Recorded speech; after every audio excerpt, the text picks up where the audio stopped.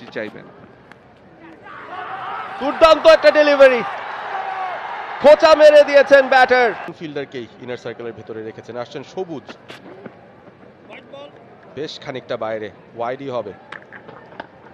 এবং ফিল্ড সেটআপটা নিয়ে আরেকটু বলতে হয়, deep third, deep fine leg, deep backward square leg এবং ডিপ পয়েন্টে ফিল্ডার রাখা হয়েছে, বা ইভেন ডিপ ব্যাকওয়ার্ড পয়েন্ট হিসাবে আমরা সেই ফিল্ডারটাকে ধরতে পারি। তার মানে সবুজের বোলিংটা খানিকটা ব্যাকওভারল্যান্ড, খানিকটা শর্ট হতে হবে। এবং আজিজুল হাকিম তামিম ঠিক সেটাই হয়তো বা চাইবেন, তার ফাস্ট বোলাররা যেন ওয়াইড কম করে সেটাও নিশ্চয়ই চাইবেন। দুর্দান্ত একটা ডেলিভারি, খোঁচা মেরে দিয়েছেন ব্যাটার। দুই ওপেনার বাড়ি ফিরছেন এ যাত্রায়। ওসমান, তাকে ফিরতে হবে। জেনুইন আউটসাইড এজ, বলটা ধরার সঙ্গে সঙ্গে উইকেট রক্ষকের উদযাপন এবং ওই যে ব্যাক ওভার লেন্থ, সেখান থেকে কিন্তু পুরস্কারটা পেয়ে গেছেন সবুজ। দর্শকদের উল্লাস সেটাও দেখুন। ব্যাক ওভার লেন্থের কথাই বলছিলাম, ফিল্ড অনুযায়ী যখন বোলিং করবেন আপনি, তখন সেটার রেজাল্ট আপনি পেয়ে যাবেন, এবং ঠিক সেটাই কিন্তু পেয়েছেন সবুজ। ওসমান তিনি আউট 15 রান করে 56 2 উইকেটে আফগানিস্তান।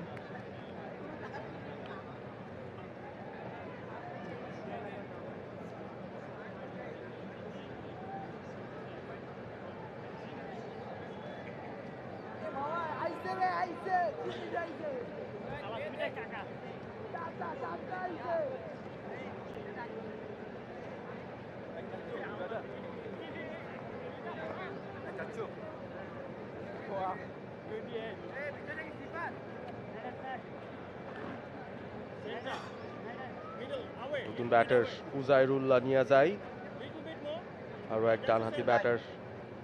টপ অর্ডারেই সাধারণত ব্যাট করেন মোহাম্মদ সবুজ।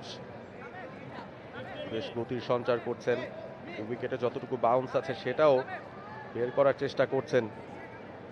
আস্তে আস্তে গ্যালারিগুলো ভরছে, দর্শক সংখ্যা যত বাড়বে এই ম্যাচ নিয়ে বগুড়াবাসীদের উন্মাদনা, সেটা একটা বহিঃপ্রকাশ আমরা কিন্তু দেখছি এই মুহূর্তে। একটা স্লিপ রাখা হয়েছে সঙ্গে সঙ্গে নতুন ব্যাটারের জন্য।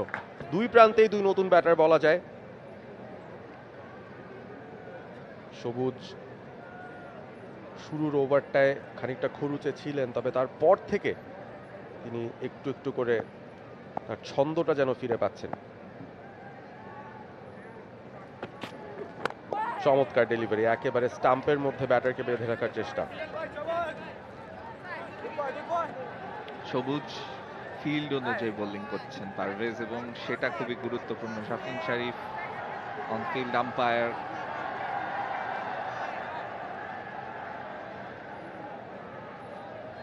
যেটা বলছিলাম যে সবুজের জন্য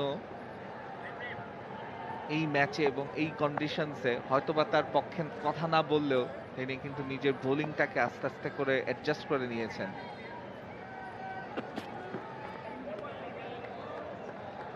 এই অ্যাডজাস্টমেন্টটা দেখতেও ভালো লাগছে। সাধারণত বাংলাদেশে যখন খেলা হয়, সেটা যে কোনো লেভেলেই হোক না কেন, এই সময়ের ভেতরে আপনি হয়তো স্পিনারদের দেখে ফেলতেন। তো এখনো পর্যন্ত বাংলাদেশ তাদের 3 পেসার দিয়ে বোলিংটা চালিয়ে যাচ্ছে। সকালের যতটুকু ময়েশ্চার থাকতে পারে সেটারই হয়তো ব্যবহার করার চেষ্টা করছেন, এবং ট্রু বাউন্স এখনো পর্যন্ত কিন্তু তাই দেখছি। বল সুন্দর ক্যারি করছে কিপার পর্যন্ত।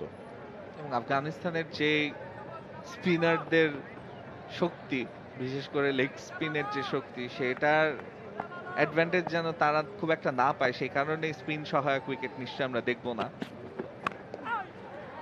এবং সবুজের বিষয় যেটা আমি বলতে চাচ্ছিলাম, যে প্রথম ওভারে তিনি যখন বোলিং এ এসেছিলেন একটু বেশি ফুল বোলিং করছিলেন বা একটু বেশি শর্ট বোলিং করছিলেন, সেটার জন্য পানিশড হচ্ছিলেন। প্রথম ওভারেই তিনি কিন্তু 10 রান দিয়ে ফেলেন, এর পরের 2 ওভারে মাত্র 3 রান এসেছে।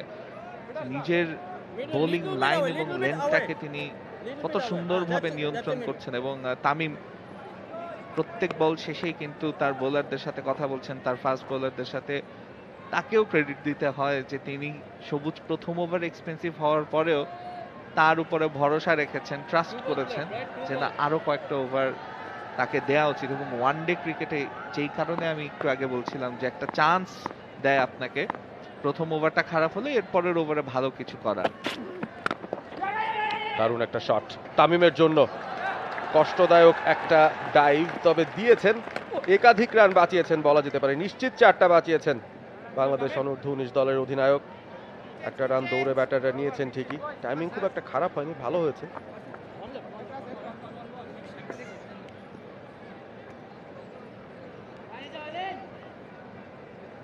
রান আটকানোর পাশাপাশি ফিল্ডাররা কতটা উজ্জীবিত, দুটো উইকেট পরপর তারা পেয়েছে, দেখেন সেন্স যে এখানে মোমেন্টামটা বাংলাদেশের পক্ষে আরো নেওয়া সম্ভব, সেটাই আমরা ফিল্ডিং এফার্টেও দেখছি।